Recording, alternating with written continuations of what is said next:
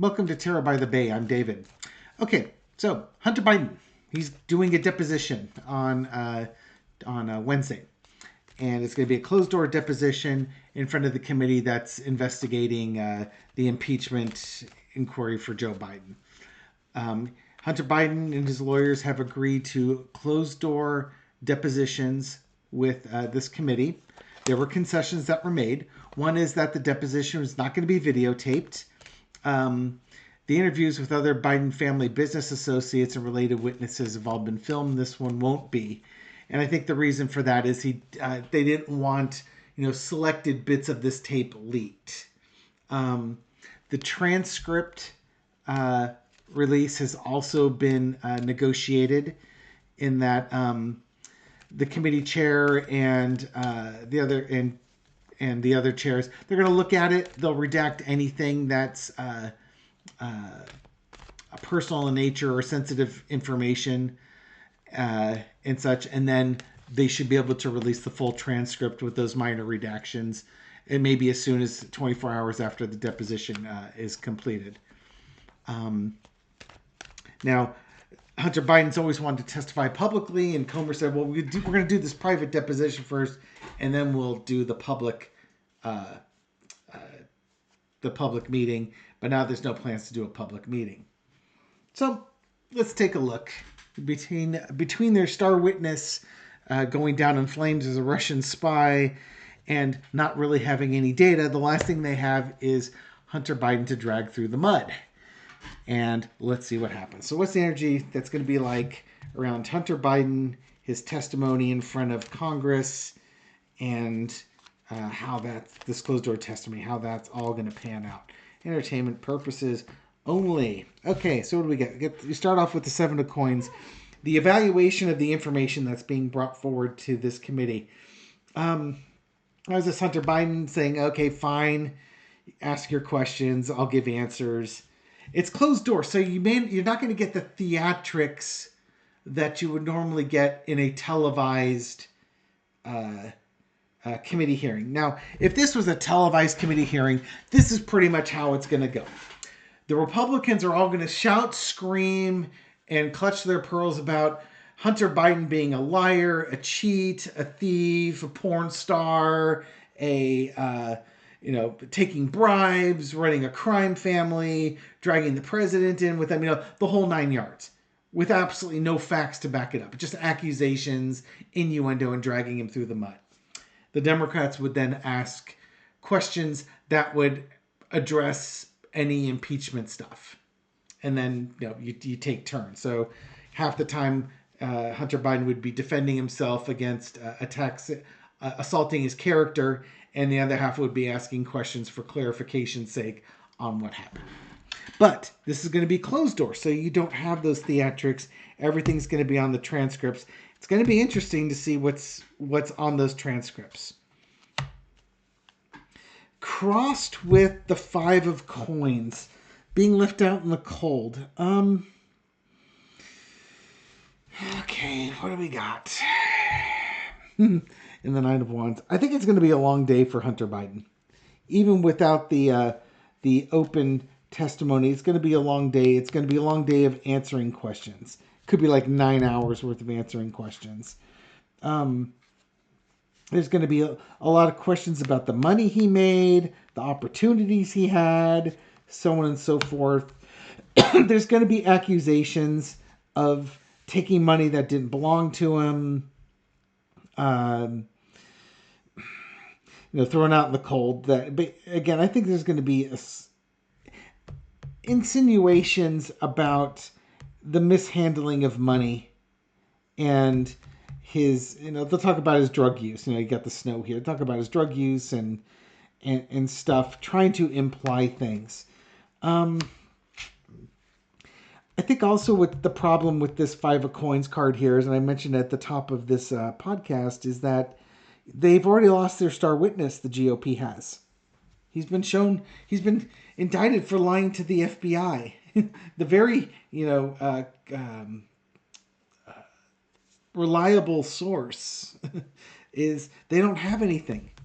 The GOP is like, okay, what can we get out of Hunter Biden? our investigation has nothing, and we don't have anything to show for it, and we're running out of time. In the past, we got the Queen of Cups. Hunter Biden has not taken this investigation lying down. He has actually struck back with his own legal battles. However, he's also not out there 24/7 on the circuit talking about it. He's kind of keeping his private life private, but the parts that have been exposed that need to be defended, he's been working behind the scenes on with his own litigation. But right now, Hunter Biden has not wanted to testify behind closed doors because he was afraid of what would happen with the information, the selective leaking on it, which is why he wanted it in a public forum. Let the public see it. They don't want to do it that way. They want to keep a lid and control on it. Congress, the committee, wants to limit what people see. Well, the transcript's going to go out, so I'm kind of curious what shenanigans might come out of this. You'll forgive me if I don't trust the Republicans on this committee. You know, Trump talks about witch hunts. This really is apparently a witch hunt because they still haven't found anything yet. Current situation is the emperor.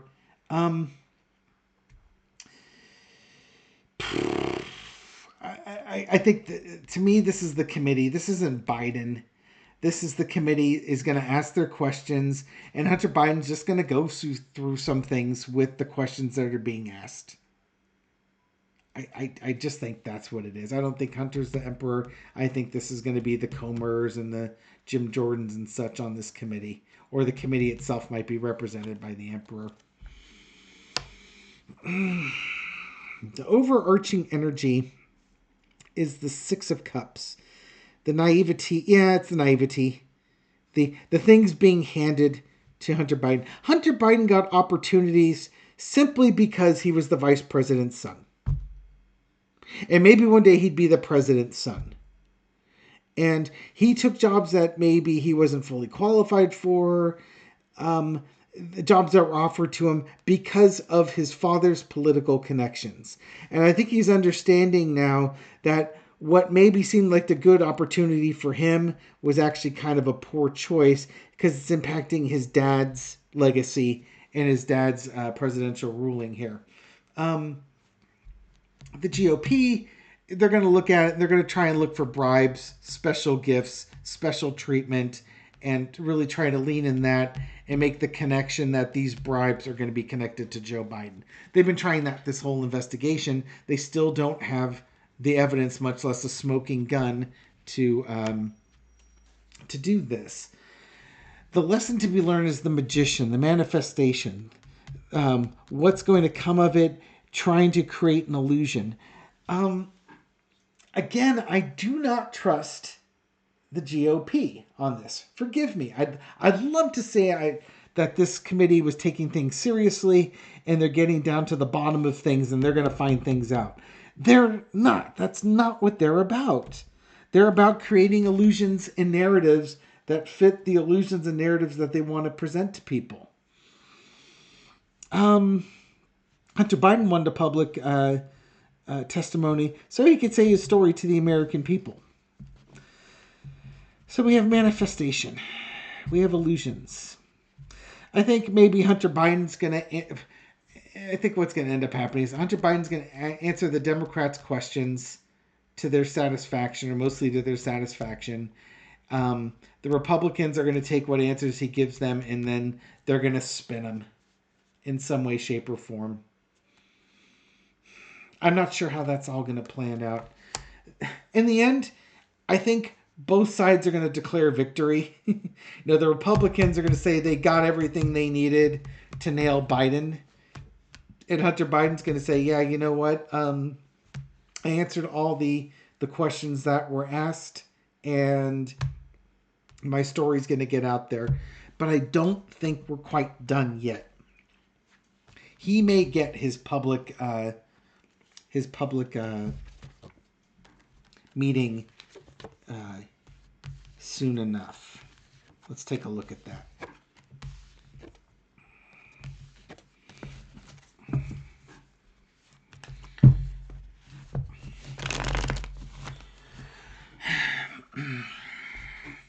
it's wild though that this committee has been looking into wrongdoings of Joe Biden for his political careers, and they can't find anything. How unusual is that you have a political somebody who's been a lifetime politician who you can't find dirt on? How honest is Joe Biden? You know what I mean?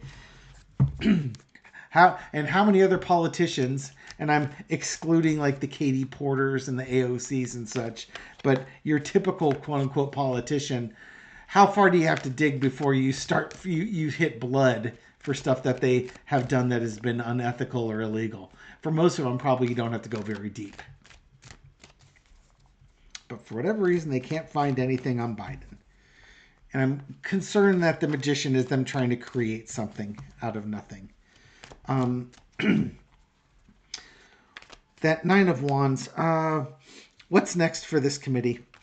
After they release the transcript, what's the energy with the transcript release? That's what I want to know. The star card.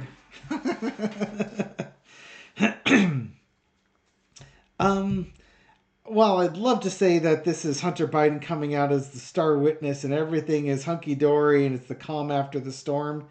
I think after the Hunter Biden testimony, the Republicans are probably going to file their, let's see.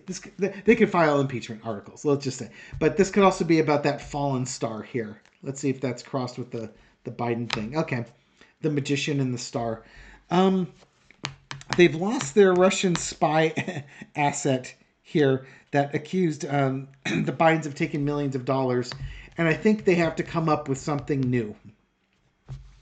It's difficult work to come up with something new because if they try to still rely on this guy's testimony, and from what I was understanding, they were starting to take his testimony down from their websites and such, they're going to have a hard time of it because other than, is it fair or ethical that Hunter Biden got these opportunities? Not really.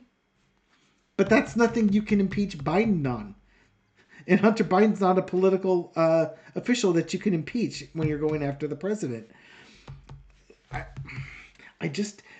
They're trying to come up with something out of this meeting. And they're having a hard time doing it.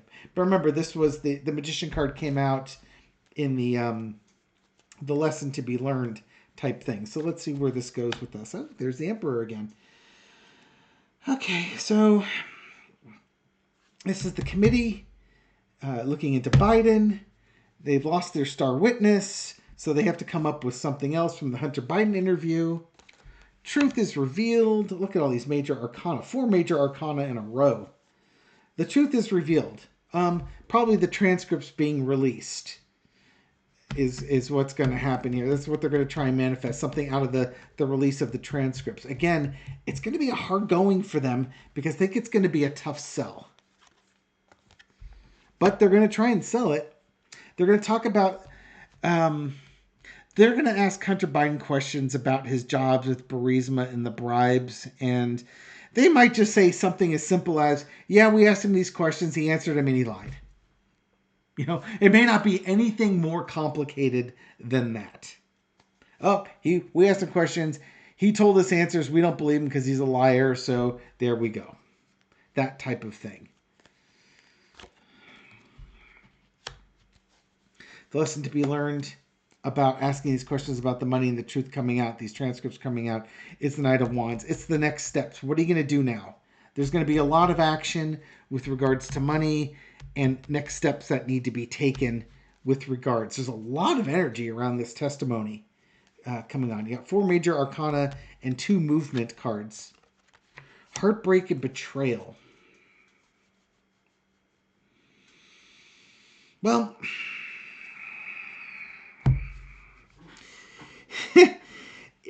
what it should be is that you promised your base that you were going to impeach Joe Biden. But really, there's nothing there. You've looked into Biden. You've interviewed people. You had the truth. You've looked at the bribes. There's just nothing. You've covered every avenue. There's no there. and you're going to have to. You can't prove it, so you need to kill the case. That's what this should read on an ethical reading. Probably what this is that, your star witness ain't a star witness. You're really grasping at straws. So you have to create something. Again, your committee looking at Biden. You've got your interview there, and now you're going to say that this interview, you're going to interpret statements in such a way as to say, we've got the smoking gun of the corrupt Biden crime family, and we're now going to move forward with an impeachment of Joe Biden. And it's a betrayal because, honestly, the truth would show that there's nothing there. But they're not doing it to be fair. They're doing it to appease Trump, basically. This really should just be the end of it. I would like to think, again, and I'm trying not to be cynical or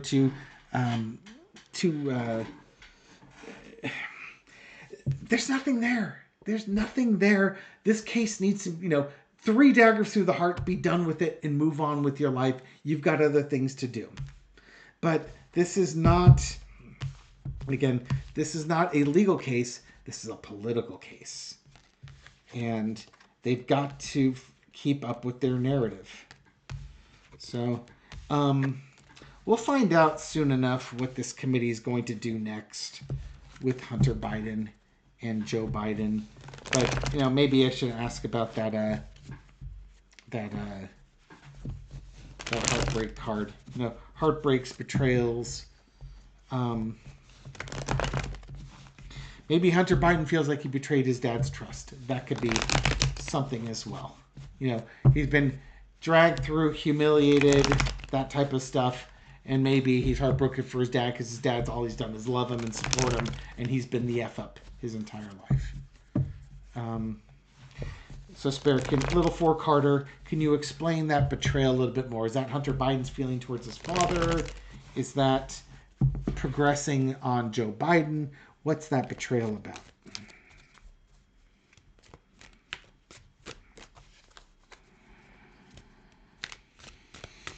Let's see. Last one. What's this betrayal going to be about? Truth, paths forward. Oh, lover's card, relationships, government, planning, next steps. There's that betrayal card again underneath here. It's going to be one of, it might be both. There's going to be progression, a path forward, another government path forward. I do think they're going to go forward with the impeachment. They're going to say, Hunter Biden and Joe Biden are connected in their crimes. The crimes impacted the government. It's a high crime misdemeanor. We need to get our report ready to, impeach Joe Biden. I think they're just going to go that way. What it really should be is that, we've looked into things. We can't find the connection. It's just, father and son, and we've looked and looked and looked. We can't find anything. That's what it should be. But I don't count on the Republicans to do the right thing. I count on them to do the political thing. Now, if we were looking at Hunter Biden's relationship with his father, I think he's understanding more and more how his choices in life have impacted his father's position in the government. All his dad has ever done is love and support him. And, Hunter did stuff for Hunter. And, his dad loved him, but Hunter lived his own life. That was fine. But when your dad is that high up in the government, opportunities are going to be afforded to you because of your relationship with this guy. And he should have seen that coming. And he didn't. I think that's what we've got going on here. Hunter should have seen this coming. He should have realized his relationship with his father and his father's power in government led to opportunities that he was given when he shouldn't have had them in the first place. And now by accepting those opportunities, he is sullying the family name and is putting his dad through things when his dad, all he's ever done was love him. Now, this will not make Joe Biden love his son any less. Joe Biden loves his son because he's his son, period. Has Hunter had his challenges? Sure. And Joe Biden and Hunter Biden would be the first two people to tell you that. We'll see how Hunter Biden lives his life going forward. If he gets cleaned up and stays clean because of the understanding of the sacrifices his dad has made to try and help him along with his life. Maybe that'll be the wake-up call the guy needs. We'll see. Anyways, we'll end it right here. Thank you very much for watching this video and supporting my channel. I really do appreciate it. Crossed 6,000 subscribers the other day. Really do. Thank you so much for that. I really do appreciate that. Just another milestone. That funny, I had one subscriber in January of 2020, beginning of January 2023, January 1st. One subscriber, and now I'm above 6,000, just a mere 14 months later. So I really do appreciate everything you've done, and for your comments and your likes to help spread my channel out to other people, to folks just discovering this channel. Welcome. I hope you found this reading insightful, and I'll catch you on the next one. Take care.